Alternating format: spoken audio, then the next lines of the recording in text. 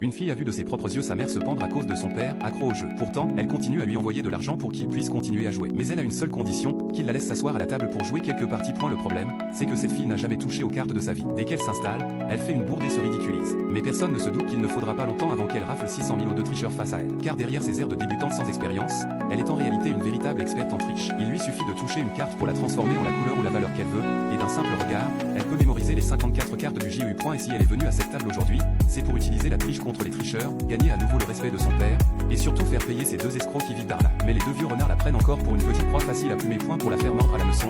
Ils lui donnent, dès la première main, un jeu incroyablement bon, 4A, 4-2, une suite, et une paire de rois. Un jeu si fluide qu'il pourrait se jouer les yeux fermés. Même son père en reste bouche bée. Mais alors que tout le monde s'attend à ce qu'elle mise gros, elle se contente d'une seule mise, toute timide, ce qui énerve son père qui trépigne d'impatience. Effectivement, le jeu caché, le bottom deck, était une combinaison explosive, deux jokers et un roi, une main imparable. Mais la fille joue exprès une petite suite, gardant ses plus grosses cartes. Son père est presque pris d'un malaise. S'ils avaient joué les petites cartes d'abord, ils auraient pu gagner une main royale avec des multiplicateurs de gains, transformant une victoire de 1600 en un jackpot de 9600.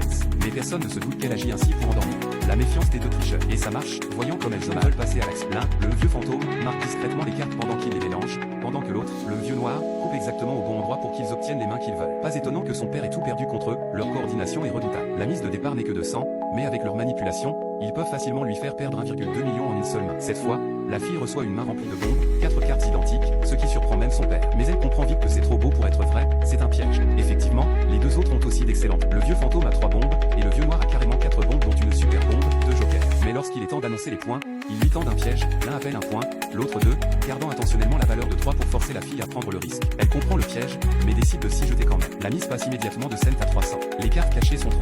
Elle se retrouve avec une main presque imbattable, 4 bombes, 1-3 avec aucune carte seule. Elle pense avoir la victoire assurée, mais dès qu'elle joue son 3 avec le joueur suivant balance une bombe de 4-7. Puis, sans attendre, l'autre enchaîne avec une bombe de 4-8. Comme c'est lui qui a distribué, il sait parfaitement quelle carte elle a en main. Son père, à côté, commence à se réjouir en pensant que plus ils utilisent leurs bombes, plus sa fille aura l'avantage à la fin. Mais très vite, il comprend que quelque chose cloche. Quand sa fille joue une bombe de 4-10, le joueur suivant réplique encore avec une bombe de 4 valets.